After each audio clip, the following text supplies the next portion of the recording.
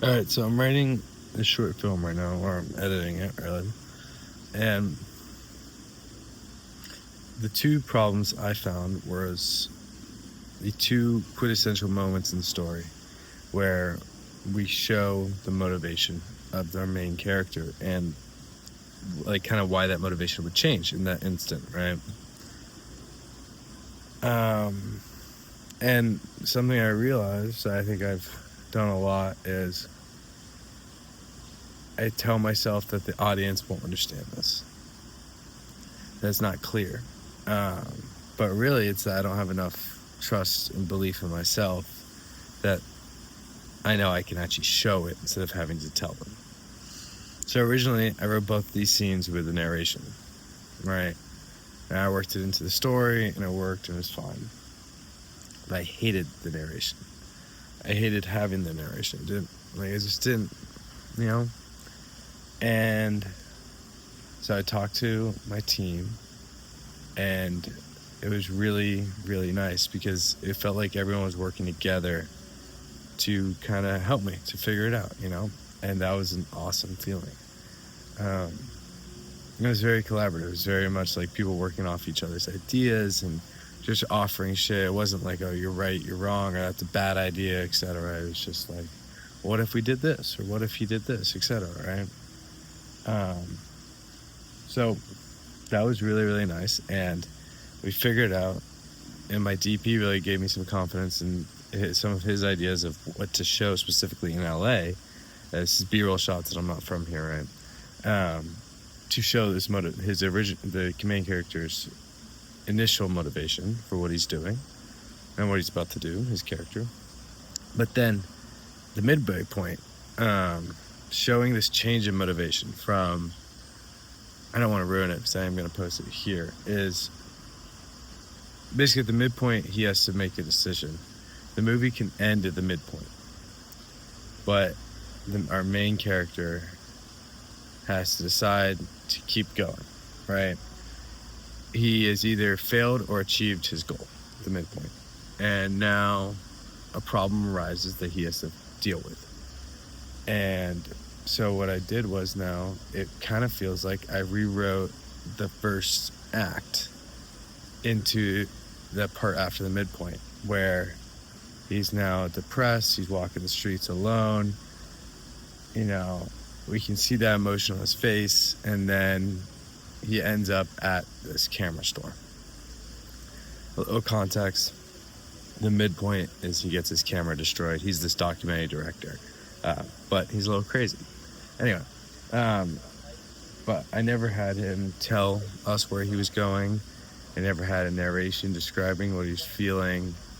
It was just visuals to show that he's down bad, and then trust in that from the midpoint to him arriving at the camera store, as an audience member, as much as we know about this character now, we can believe that thought process. We can believe his motivation as it moved forward.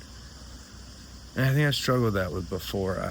I'm scared sometimes to have trust the audience that much. But you know what? Fuck it. This is getting pretty cool. It looks like we're going to be able to film at Mel's, the diner, for free.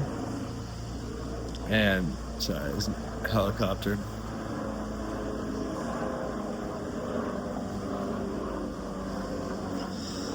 I don't know if anyone saw this, but there was a giant sinkhole on Sunset, and this water main burst like 2 days ago. That's like 5 blocks away from my house. So there was like helicopters here all day and shit the other day, and but anyway, so I figured this out in the script, in the story, and I'm just finishing writing it right now, this first edit of the first draft. Once this is in, then the entire kind of like plot line structure, the beats are done, and then it's just going to be dialogue edits and some behavioral edits of like, oh, is he behaving the right way for his character, etc.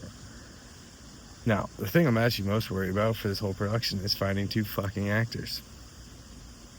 Because everybody and their mom wants to get paid now.